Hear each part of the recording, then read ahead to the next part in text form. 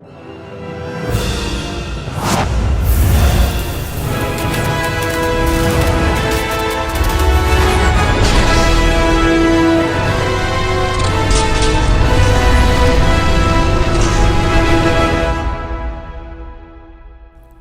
guys, what's going on? Welcome back to another review, and today we're going to be doing something a little bit different. In the past, I have done audio-only reviews, but a lot of times it's been built out of laziness where I've ended up just kind of throwing an image on the screen for a long period of time with a little bit of footage that'll pop up here and there.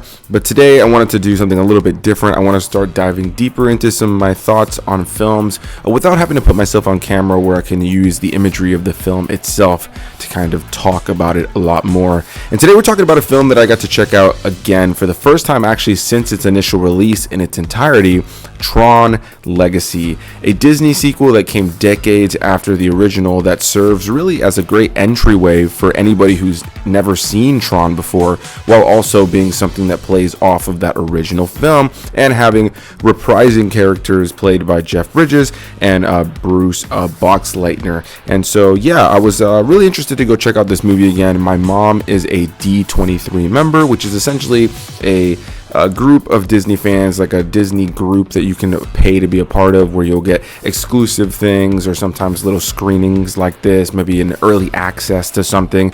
And so with the new Tron Light Cycle Run ride dropping at Disney's Magic Kingdom, just a little bit after this video is being made, in terms of, I think it starts to open within the next couple of weeks to the public. Yeah, you know, they're deciding to do some Tron themed things, and so for D23 members, they did have a screening today of Tron Legacy in theaters in 3D. So that's what I just got home from checking out a couple of hours ago, and yeah, I just wanted to talk about it here on the channel. I was hoping to rewatch the original film along with watching this film to maybe do a review roundup of both films, but I only really got around to just checking out this movie today. I haven't had time to watch that original, though I do want to do a video about it here on the channel at some point. And so yeah, we went to the theater today to check it out. It was really cool. It was at Disney Springs in Disney World, or in that area. And probably the most notable and cool part about it, besides watching the film, was that right before, they decided to have a small little presentation, and this presentation included the appearance of Steven Lisberger, who directed the first Tron film as well as produced the latest one, the one that we're talking about today, Tron Legacy, that came out in the 2010s, I believe 2010 itself. And so yeah, you know, this was a fun time to go back and revisit. I always had fond memories of having enjoyed that film, but I never got around to checking it out again, outside of maybe revisiting some cool clips online from time to time from some of the action sequences, as well as also playing through the Tron Legacy video game that came out that was paired with the movie at that time. I do miss that era where we used to get a bunch of movie video game tie-ins. A lot of times they were terrible, I think we all know that, but sometimes they were fun. And so yeah, in the case of Tron Legacy, let's get into my thoughts here. Directed by Joseph Kosinski, who literally just directed Top Gun Maverick and has directed things like Oblivion as well with Tom Cruise. This film once again stars people like Jeff Bridges, as I mentioned, but focuses most notably on Garrett Hedlund, as well as Olivia Wilde and Bo Garrett, and Michael Sheen are also in this film, along many others. And probably one of the most notable things about this film, besides the visuals and the action and the story, is the score. This is a movie that I would say, more so than anything, as the years have gone on, the musical score of this film is something that has been praised endlessly. And I know so many people who do not like this film, who, if anything, have praised the score done by none other than Daft Punk. And yeah, this is one of those things where Daft Punk's score for this, the soundtrack of this film, is something that I know so many people who just love it and actually listen to it on repeat. And it's not very often, unless it's something huge like a Star Wars or Harry Potter, Pirates of the Caribbean, or something like that.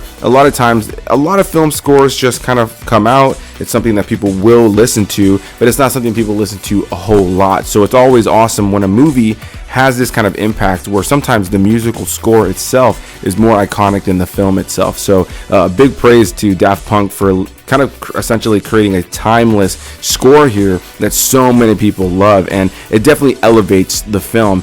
And so I'll start this off by saying I liked it back then, and I really liked it now as well. If you guys have been following this channel, you know I love sci-fi, I love fantasy, and the base premise of this film is it opens up and Jeff Bridges' character, who was in the original film, as I mentioned before, is filling in his son on essentially the story of the original film in a very silly way. He's using little action figures in a way to tell this story to his son, Sam. And so he ends up saying, hey, son, I'm going to go work on something. I'll be back. Leaves him with his grandparents, and except unfortunately, Kevin Flynn, played by Jeff Bridges, never returns. And now we jump to the future where we see Sam Flynn, played by Garrett Hedlund. Now he's just kind of become this guy who's a trust fund kid, essentially. He has all this money because of the empire that his dad built, but his dad is now gone, and he's just kind of doing whatever. He's breaking the rules. He's not really out there trying to chase a good life. He's kind of just alone, doesn't have a relationship or anything like that. And then one day, an old friend of his father's, played by Bruce Boxleitner, who also played Tron in the original film, the character Alan, ends up reaching out to Sam saying, hey, listen, your dad told me to keep my pager on me forever, essentially, and I still have after all of these years. Of course, this came out in 2010. And obviously that's been quite some time since pagers were even slightly relevant. And yeah, he ends up keeping that on him and ends up getting a page from Sam's dad's old arcade. He owned an arcade. He ends up going to that arcade wondering how there was some sort of page sent out from this location. Finds a very weird old dusty computer that ends up sending him into the grid, into the world of Tron. And from here on out, he's looking for his father and trying to find a way to bring his father back into the real world. And we learn about the villain of the film, the character Clue, who was essentially a doppelganger of Jeff Bridges' character, Kevin Flynn, who was created by Kevin Flynn for the sole purpose of kind of creating a perfect society within the grid. Except, as we've seen with so many different kinds of AI type things in movies, this guy Clue decides to go a little bit crazy and ends up taking full control with an absolute obsession with creating a perfect society. And so now Kevin Flynn has been in hiding within this world he created, this digital world with tons of programs. And for the first time in a long time, Sam Flynn, played by Garrett Hedlund, ends up getting in there now into the world of Tron, into the grid, and ends up going on an adventure to save his father. Along the way, ending up meeting a girl played by Olivia Wilde named Cora, and the two of them build a connection and work together to try to save Kevin Flynn, the grid, and get Sam out of the grid. And yeah, this is a movie I would say, yeah, overall, going back and revisiting it, I had a lot of fun. It was nice to see it on the big screen again. We got to see it in 3D. 3D typically isn't something I'm overly fond of, but yeah, you know, I think it's something that can be utilized in a really cool and fun way. I think it's something that definitely can be, you know, engaging if the film is right. I would say the only films that really have ever blown my mind and made me actually want to consistently watch the film in 3D are the Avatar films. I think that's going to be no surprise to most people.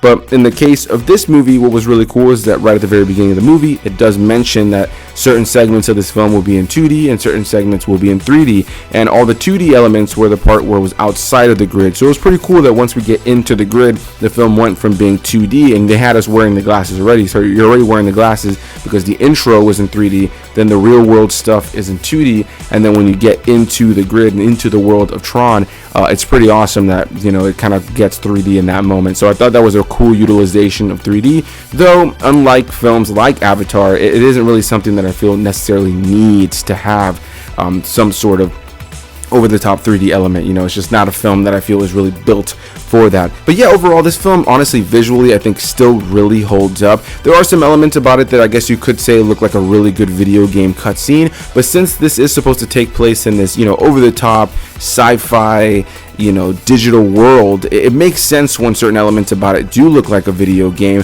There are a couple of things here and there that I didn't think held up, but for the most part, I think the visuals of this film are pretty spectacular. The world is just really, really lush and just super cool to look at. I'm a huge fan of the look of this film and just all the badass action, the light cycle sequence, which of course now has, you know, created a ride, and there's been another ride, I believe, overseas, and it's obviously sparked a lot of ideas for fun things because of how cool this movie made a lot of these things work out. And it was nice that they were able to bring back certain people who worked on the original film to work on the sequel. And of course now, you know, there's been video games and animated stuff, and there's obviously this theme park attraction now, which I did actually get to ride. I was going to do a video on it, but I ended up not doing a video on it.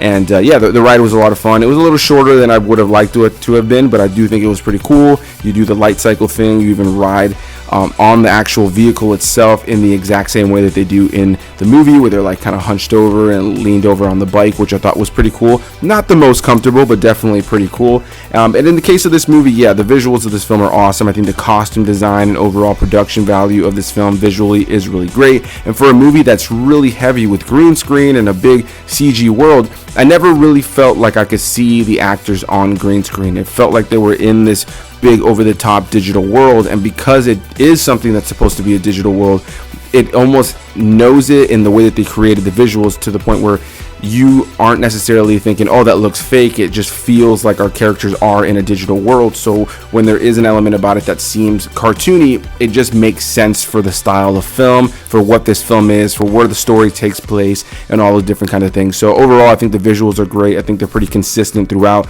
The costumes really elevate the movie as well, because they're all practical. And when you look at the original Tron film and what they pulled off versus what was pulled off here visually, it's just night and day. You know, obviously they had fun, cool ideas with that original film. There's a lot about it that I enjoy on a charming level. It was a film I enjoyed as a kid growing up, but what they were able to do with bringing this world to life now in the sequel in Tron Legacy, I think is substantially better when you just look at the films that you're talking about here. Overall, a really, really great film visually. Action-wise as well, I think it's all really exciting. Most of the action sequences in this film are really engaging from beginning to end. And there's a nice father and son story here at the center of it, really. So overall, an enjoyable time. If I had to lean into any negatives going back and revisiting this film, I think the biggest one I would have to say is that the first act, I think, is really great. It sets up everything, and there is this sense of wonder and awe as we are diving into the grid with Sam and getting to be reintroduced to this world. And for many people, I'm sure, introduced for the first time, seeing this cool, fun cyber world with all these lights and these just different ways of living. You know, you have the programs and them being shocked that there's a user in there now, and this whole father-son story. There's a lot of really cool elements to the story here and the way it's all really set up in that first act.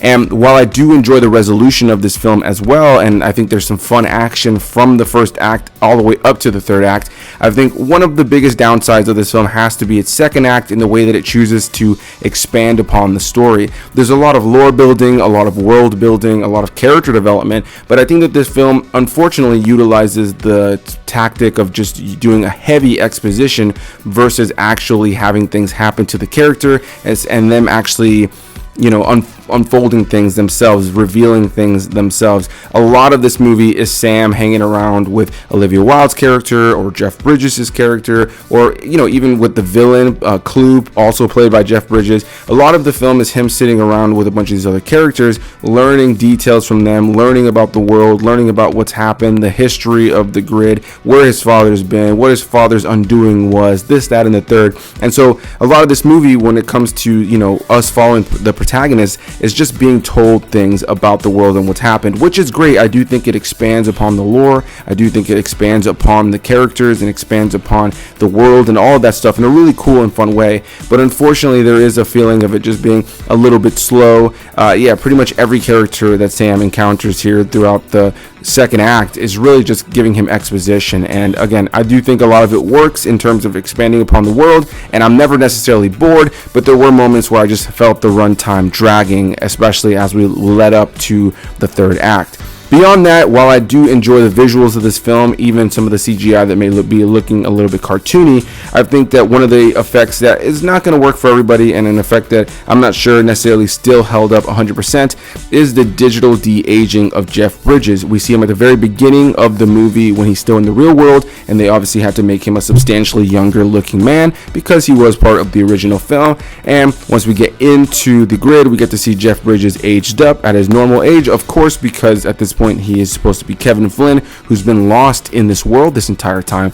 But then you have Clue, the villain, also played by Jeff Bridges, who is a doppelganger who does not age, who is supposed to be the younger Jeff Bridges. And it's nice to have this older and younger Jeff Bridges. I think he's giving a fantastic performance as both characters, and so that really sells all the time spent with them throughout the course of the film. But the downside of it for me was the fact that you have this guy who just clearly looks super CGI in terms of his face versus everybody else. And of course, with what we've seen with modern day de-aging, while some people might say some of it still is uncanny valley, some of the stuff we're seeing nowadays with certain de-aging in certain films and TV has been substantially better than anything we saw even 5, 6, 7, 10 years ago. So go a little bit over 10 years ago now from the release of this film. And yeah, I think that the de-aging here has not aged all that well, and it's probably one of the most noticeable effects in terms of something that's not as strong as the rest of the film. But all of this to say, I think that most of it is a minor gripe. I don't think this is an award-winning film. I don't think this is something that's going to blow people's socks off in terms of story. But when it comes to visuals and actions and just kind of a fun, innovative world, and especially taking a pretty cool concept from an original film and expanding upon it in the to the nth degree in this film in terms of the visuals and the world and the exploration of that, I think that this film really solidifies on that. Now, one thing that is definitely a downside here, though, is that this film is called Tron Legacy, of course, a sequel to Tron, and a lot of times people think that Tron is the world that they go to, the game that they go to, that it's the world of Tron. And while it is the world of Tron, because Tron does live there, the character's name is Tron, who is a far bigger part of the first film in terms of the story and all that kind of stuff. And this time around, we do see some scenes with the character of Tron, mostly through flashbacks in this movie, but then Tron himself is kind of mind controlled over the course of the film, and he's helmeted majority of the screen time, and he just pops up from time to time. And a lot of times you wouldn't even know that it's Tron unless Jeff Bridges is like, Tron, oh my god, what have they done to you, Tron? And so you have those moments where you're just like, okay, cool, like that's Tron. And by the time you get to the end of the movie, I've kind of forgotten that Tron wasn't given really an abundance to do. You know, he does end up getting turned back to good, it seems. At the very end, you do see that the colors on his suit change from that orange, obviously indicating that he's a bad guy and that he's under control of Clue, back to the blue. And while there's that cool action sequence with him earlier in the film when it comes to the flashback, kind of learning what happened to him, it really isn't until the very end of the film that you see more of Tron, and then he's just kind of discarded in terms of the story.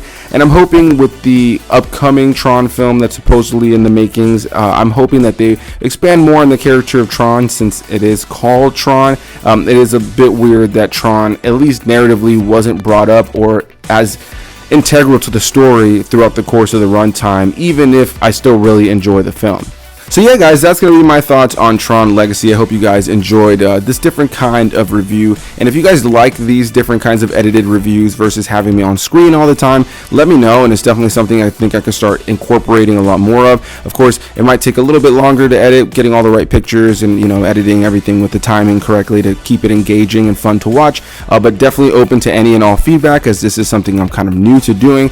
But a big thanks to you guys again for watching or for listening. And if you guys are interested in hearing more reviews like this and seeing more videos in general, and you're not already subscribed to the channel, please click that subscribe button. I would definitely appreciate you guys sticking around and joining me here to talk about more movies. There's so many movies to talk about, whether it be new or old, and it's always a blast. And it's always nice to look at the huge list of films I've yet to cover, the huge list of series that I grew up with, that I love passionately, that I've not even touched it, not even scratched the surface of all the movies that I would love to talk about here on the channel, on top of new releases and keeping up with random stuff that I would not even plan to watch a lot of times, like early screeners and whatever the case may be. So anyway, I'll stop boring you guys. I'll stop taking away from your time. A big thanks to you guys. Hit that like button, comment your thoughts, subscribe for more videos, and I'll see you in the next one.